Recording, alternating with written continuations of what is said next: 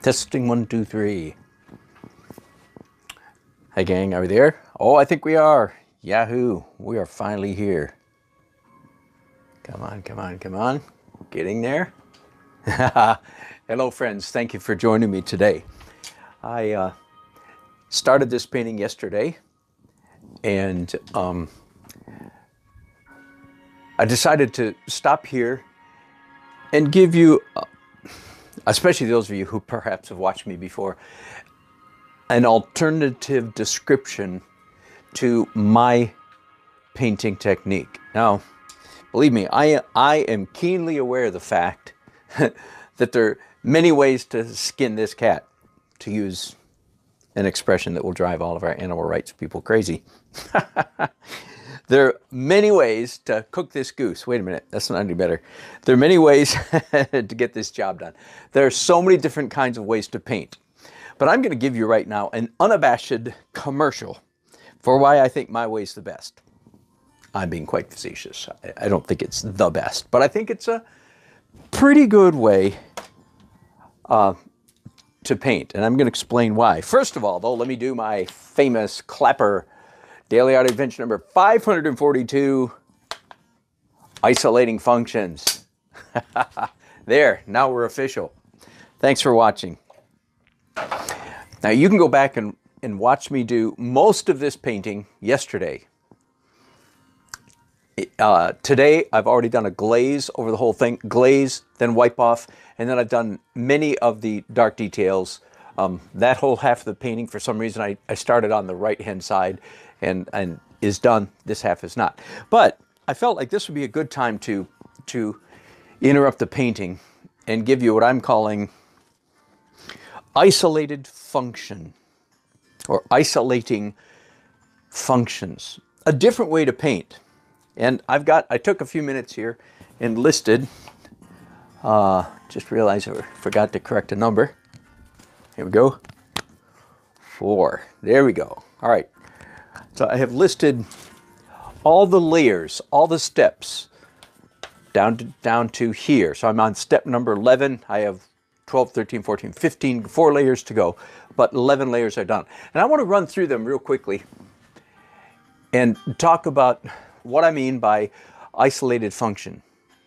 Now, the concept here is that instead of trying to do everything all at once, which is not quite a fair description, but it's a roughly fair description of traditional oil painting.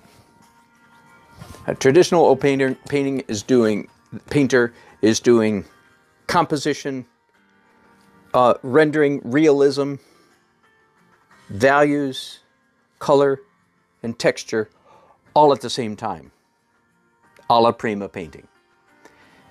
And my painting technique, for some reason, has evolved so that I break down each one of those functions into separate and distinct steps, which means at nearly every step of the process, I only have to think about really one thing. And I don't know about you, but that works really well for my brain, because my brain tends to be able to just focus on one thing at a time instead of a whole bunch of things. Okay? I'm being overly simple just to make the point. Okay, let's talk about what those steps are then. I'm going to hold this clipboard up so I think you can see it. Okay, layer number 1 for me is that crazy abstract layer. What am I thinking? What am I trying to, what function am I trying to accomplish at that time? It would be, I'm going to call it my language, and this will only make sense to maybe people who follow me, visual chaos. Now, I'm going to put a smiley face. It's happy visual. It's good visual chaos. But when I'm doing my initial abstract splash, I'm not trying to paint this picture at all. In fact, I'm painting the opposite of this picture. I'm just slapping down some interesting marks. Now, I can go ahead and show you, like in this painting in particular, all up here in the sky, all that red stuff that you see, all that red stuff is that initial chaos. And then down here in the lower part of the painting, all this blue-green stuff that you see down here. And down here, see that mark right there? And then these marks, that was all done at the very beginning. And all of those marks are serving me very well at this stage of the painting process, especially up here the sky. Because if I hadn't done that, I would have this vast expanse of fairly flat, whatever color, blue, which would make inventing clouds much more difficult. But these abstract marks are going to help me a great deal when it comes to, quote unquote, inventing clouds to go in that sky. So that's layer number one. What am I doing? Visual chaos. Okay, let's go on then. Layer number two, I draw with color. So what am I focused on this layer? The word drawing clues you in. I'm just going to call it realism. Okay. On layer number two, my brain is thinking like a drawer, like an artist in the traditional sense of the word. I'm doing my best to try to get in this case, these buildings all placed in the right place. I think it's pretty obvious. Then layer number three is glazes. I forget all about drawing. I could give a rip. I could care less about drawing. Throw caution to the wind. This is the time for great big 4 or 5, even 6-inch brushes if my painting is big enough. What I care about here is not drawing, but color. Yay! How fun just to think about color. 2 exclamation points, in fact. Color with a sub-theme of texture, because I'm not doing a nice smooth glaze. In this case, I'm letting that glaze also produce some texture. Now, number 4, white highlights. What am I thinking about here? Well, I'm thinking about couple things. One is, wait, I thought you said you think about one thing at a time. Okay, but I'm thinking again about drawing realism because I place those highlights real carefully. But the word highlights really gives away. What am I thinking about? I'm thinking about focus. I'm thinking about focal point. I'm thinking about composition. That's going to have to be abbreviated. Are you with me? So when I'm doing those white, I'm thinking, where am I going to want that white stuff? Okay, number 5, I'm back to drawing again, this time with pencils. So what am I concerned with on layer number 5? Now I don't worry about composition. I don't worry about highlights. I don't worry about color. I don't worry about values. I'm focused on one thing, and it's that R word again, realism, or rendering. 2 R words, rendering, realism, similitude, capturing the image. So I'm, in a sense, when I do those drawing layers, I'm really in that left side of my brain, not the right creative side. I'm in the right analytical measurements, thinking measurably, comparing things like this. It's a very analytical process, a very intellectually challenging process. Draw this thing. And I don't have to worry about values, composition, texture, color, none of that. All I care about in that layer is drawing. Got it? Okay, now back to number 6. Oh, here we go again. After hard work of drawing, I'm back to glazes again. What do I care about here? Color, again, values, lights and darks, especially by the time I start getting to the second layer of glazes. I'm thinking lights and darks, and again, sub-theme, texture. Okay, but those all kind of run together. Color, value, texture in one. And then number 7, details. Now in color, this is really, details is another drawing layer. So what am I focused in on? Realism. Oh, with a side secondary concern about, because this is dark details. I didn't write that here, but we're talking here, I'm still in the acrylic stages, right? We're talking here about dark details in color, transparent paint. So besides realism, I'm also, a sub-theme here is values, thinking about lights and darks and where my lights and darks goes, but it's really still drawing. And then number 8 layer is white highlights again. So it's the same thing as what we did number 4. The focus is realism, focal point, composition, but just a little bit more refined. Again, so every layer, I essentially only have to think about one thing. Does that make sense? Now, I've given you sub-themes, but really I'm just focusing on one thing, all with a slight side of this or that or the other. And then number 10. So wait a minute. By the time I get done the acrylic layer, according to this list, let me see if I've got a highlighter pen right handy. I know I do somewhere.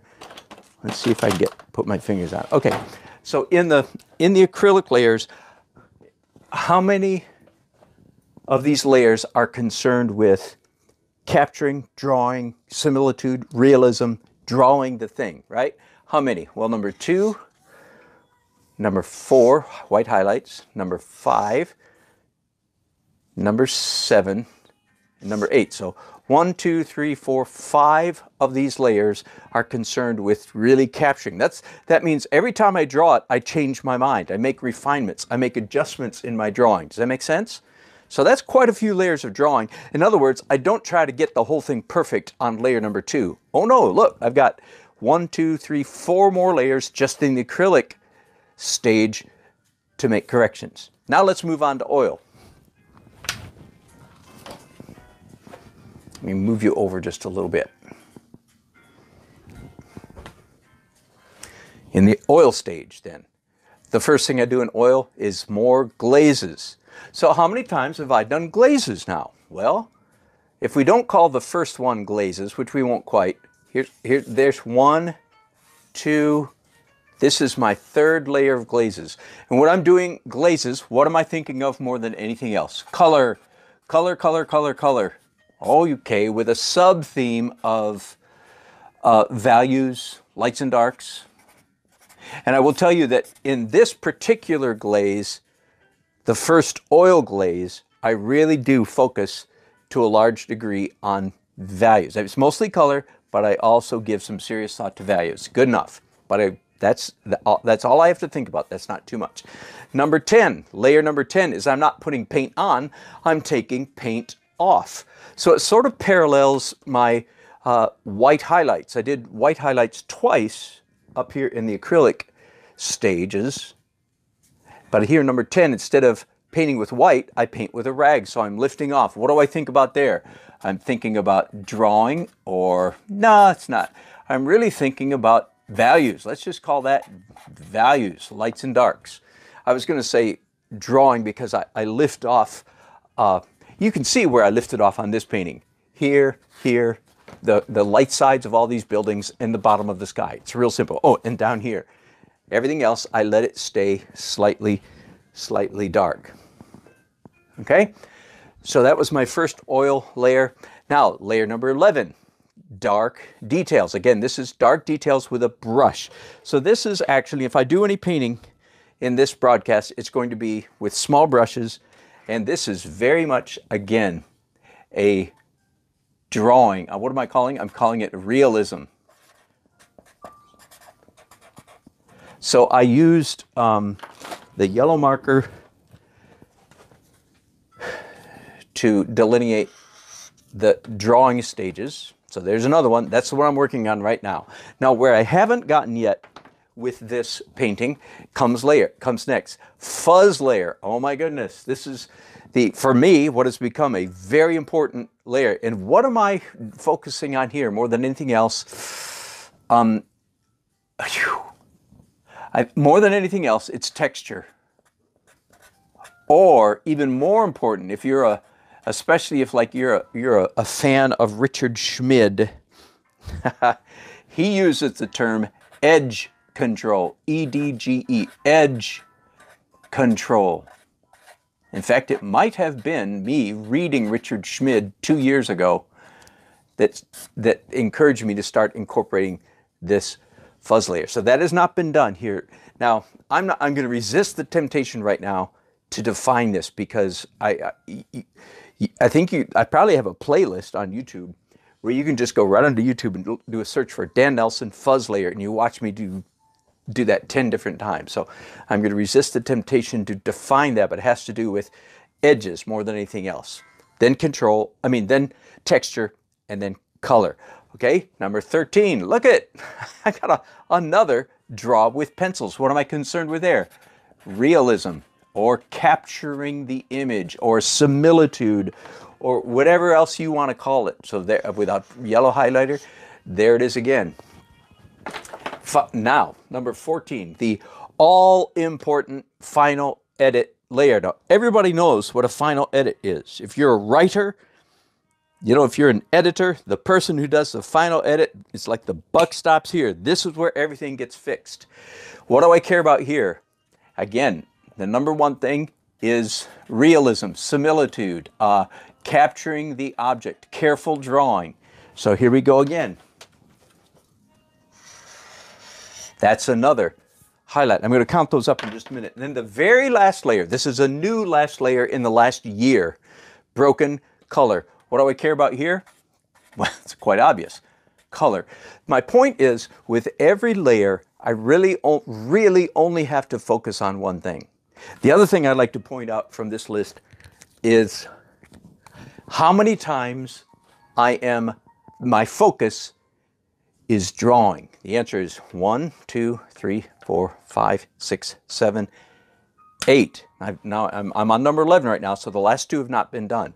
That means 8 times in the course of doing a typical painting for me, 8 times my focus is accuracy, realism, similitude, whichever one of those words you want to use. Capturing the thing, drawing the thing.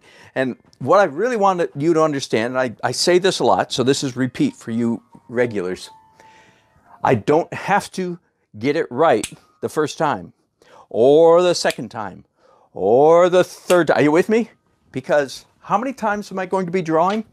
All the way down to final edit. That's 1, 2, 3, 4, 5, 6, 7, 8 times before I'm willing to stand back at the end of the painting process and say, yep, that's it. I captured it. Same thing, no matter what I'm painting. Portraits, cities, no matter what it may be. I've got, so I don't have to try to get it right.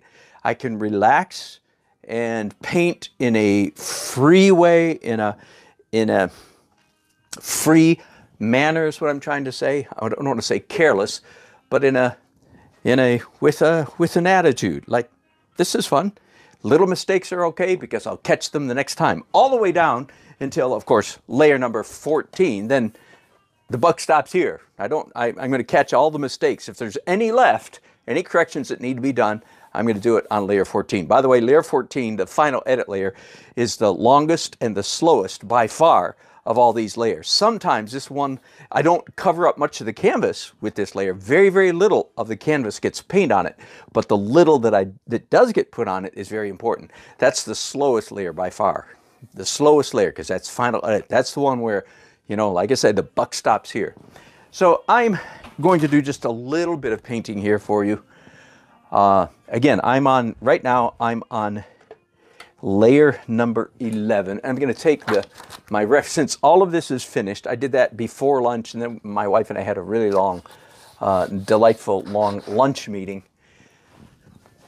I'm going to put my reference right there, and this is what I call the dark layer. So I'm using fairly small brushes.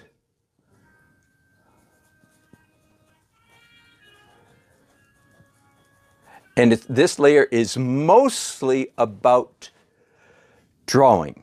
I'm assuming that expression is making sense to you. When I say drawing, I'm talking about what I'm concerned about is, frankly, it's what most students are concerned about all the way along, which is they have to get the drawing right. Now, I absolutely want to get the drawing right. One difference perhaps between the way I work and most students is that I don't have to get the drawing right all at once. I'm giving myself lots of time and leeway about when to finish that drawing. Okay, so I'm looking at my reference course, my photograph quite a bit. Okay, so there's some trees down here. The other thing, so in many cases, each layer has a sub-theme to it, a secondary concern. So I suppose you could argue with me and say, well, I thought you said every layer only has one concern. Okay, let me clarify a little bit. Every layer has one major primary concern. That's my focus. But I do have enough brain power left over to think about some other things. So the secondary theme on this layer is values, but not any value, just dark value. When I'm done with this particular layer, all the dark areas, all the dark zones of the painting are supposed to be locked in. They're supposed to be done. So I am, besides drawing or painting, and I'm going to zoom in here for you, besides being concerned with accuracy, which I am, besides being concerned with accuracy, I'm also concerned with, do I have enough, are my darks dark enough? That's really the best way to put it. I believe that human beings like to see, generally speaking, all things being equal, and they're not always equal, but all things being equal, human beings like to see a full complement of values on any given painting. That means they like to see black blacks and white whites and everything in between. And if you're a painter or a drawer of any kind, if you're an artist of any kind, you know that that's a pretty good challenge, because it's real easy to miss one of those, either to miss the lights or the darks or everything in between. And some mediums like pencil and watercolor, graphite and charcoal and watercolor are particularly the downfall of many watercolor paintings is lack of adequate happy values. As I used to say to our fellow painters, where's my 8, 9, 10s? Because in watercolor and pencil, that's often the mistake. We don't have adequate darks in particular.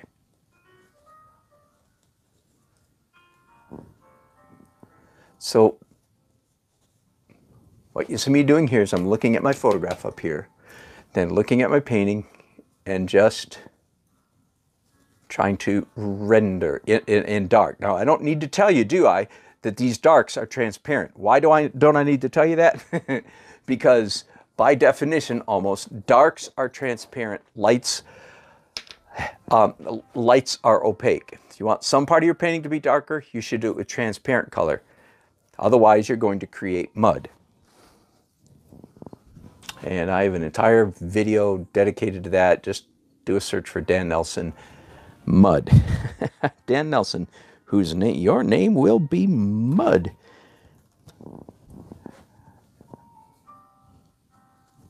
One of these days, I hope very soon, I am going to do a broadcast on brush tricks.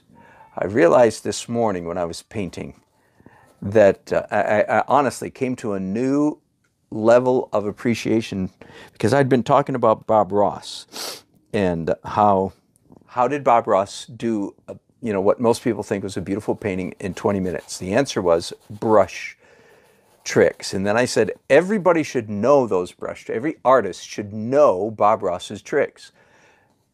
The only thing is you don't want to use them too much. So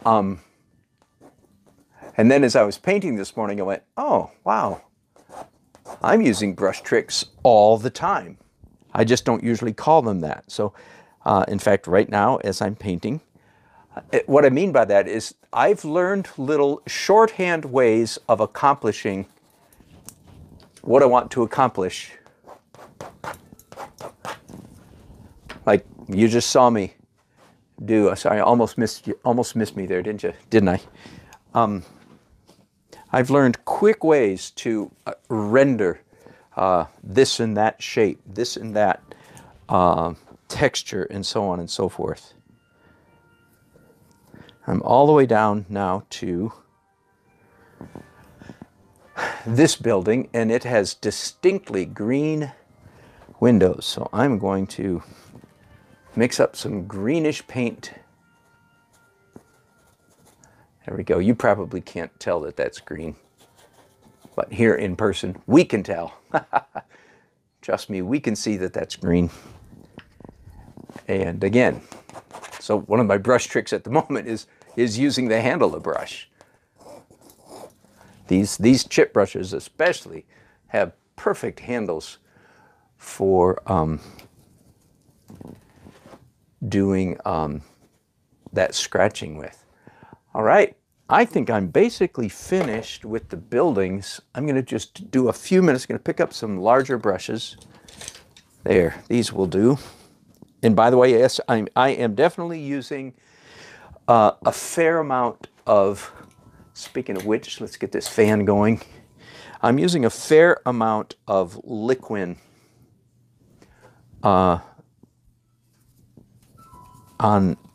with this paint to make it transparent. So and right now I'm just mixing up some dark, dull blue, and I'm looking again at my photograph and making sure that I have adequate darks. Okay, because theoretically, at the end of this stage, at the end of this step, hang on just a second, I've run out of oxide red. There it is. At the end of this stage, get this out of the way now, my painting will be as dark as it's going to get. Now the last, well, I was going to say the last 3 layers, but one of those is pencil. Well, that doesn't, pencils don't really count as painting, right? They're just skinny lines. But anyway, the last 3 steps of the painting process are all light focused, are opaque, and will be making the canvas, the picture, the painting lighter.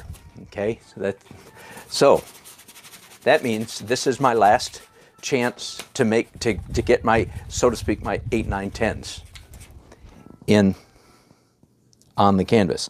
Having said that, by the way, I'm going to violate one of my own rules here right now, right in front of you.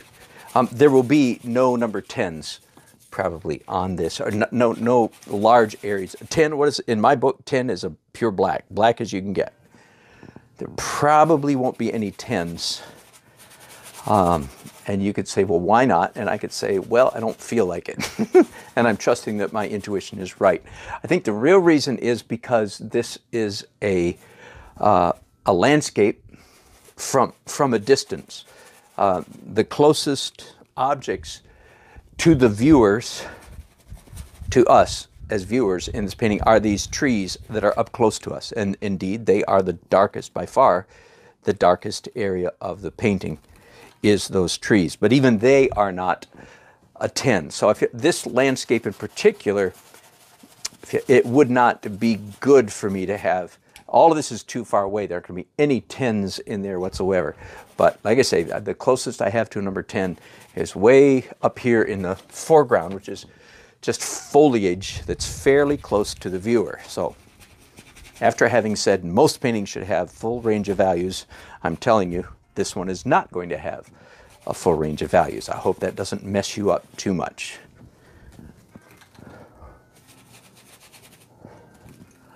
Some dark underneath this bridge. So I hope that that's helpful to you. What did I say? How many layers? 15. Yeah, 15 layers. So, and I think that's probably typical for me in this season. It ranges slightly. Sometimes I'll do an extra layer or even 2 of acrylics. So that would give me 17 layers. And again, I could do, anyway, it's generally speaking, I think 15, 16, 17 layers or stages is very typical for me. And what I'm trying to, the main point I want to make is that with every single layer, I only have to think really about one thing.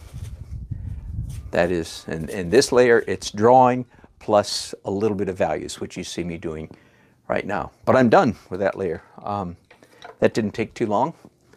And let me see if there's any comments. Just one. Thank you, Cruise Hawk. Glad to do that for you. I'm glad you're able to catch that. Me outlining the stages. These are cars, by the way, going down the highway away from us. So those will be taillights down there. And maybe I should include one vehicle coming toward us in this lane. Yeah, maybe. So that's pretty far away, as you can see. We're pretty far away. Here's the photograph.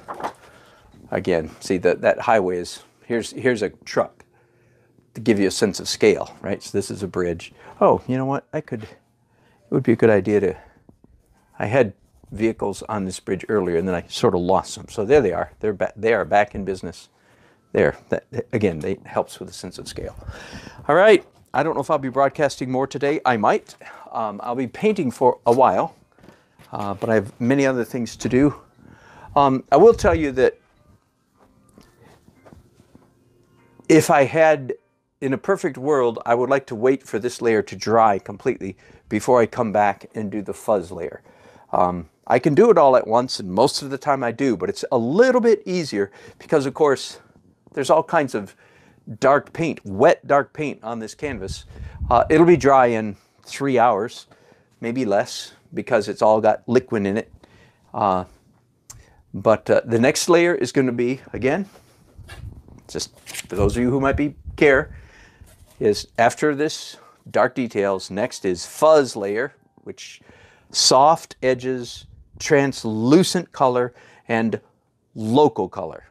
Those are the three main things. It's a glow layer, a soft edge, a fuzz layer, an atmospheric layer. All those words would be appropriate, but it's very soft edges. And that's next. Then I draw with pencils. Why? Not because anything here needs drawing. Do you understand? It is drawn, man. It is realistic. It's accurate. If I stumble on something that's not accurate, I'll make it a little adjustment in the pencil layer. But for the most part, this drawing is more than adequate. It is, you know, I'm not going to ask you to make a comparison, but trust me, this is that is this, close enough.